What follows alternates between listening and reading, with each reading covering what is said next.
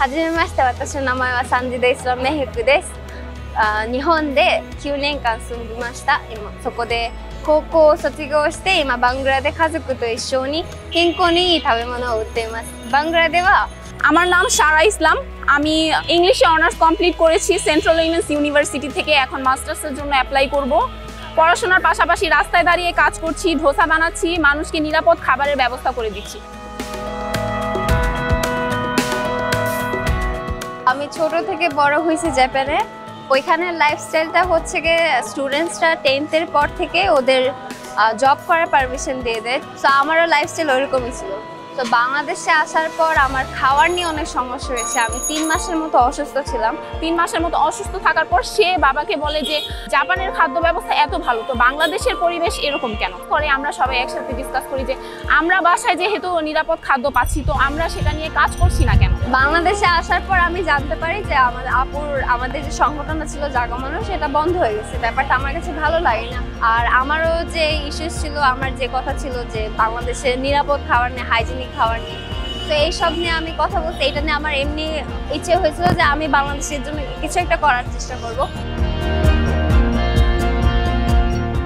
আমাদের খাবারে কোনো রকমের ভেজালযুক্ত কোনো ইনগ্রেডিয়েন্টস ইউজ হয় না। একদম 1 ঘন্টার ভিতরে খাবার বানানো হচ্ছে, সাথে সাথে নিচে নিয়ে আসা হচ্ছে, সেটা সেল হচ্ছে, মানুষ গরম গরম খাবার পাচ্ছে। আমাদের এখানে আছে chicken dosa, normal dosa, soup noodles. Soup নুডলসের কনসেপ্টটা হচ্ছে আমার ছোট বোনের। জাপানের প্রসেসে জাপানিজ সস ইউজ করে, চিকেন ইউজ করে আমরা যে স্যুপ নুডলসটা রেডি করেছি, সেটা আমাদের এখন অনেক হাইপে আছে।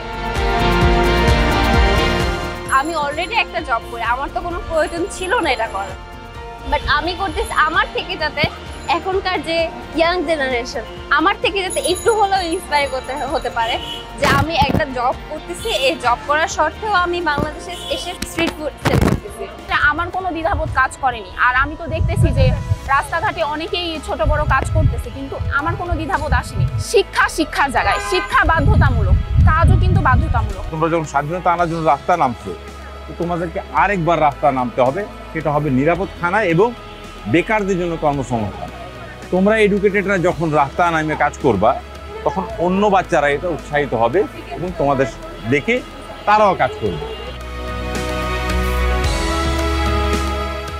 ভবিষ্যৎ পরিকল্পনা হয়েছে আমরা পুরো বাংলাদেশে এই জাগমনোসের নিরাপদ খানা আমরা ছড়িয়ে দিব।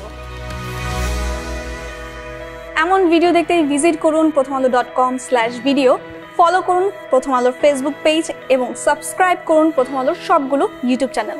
থাকুন ভালোর সাথে, আলোর পথে।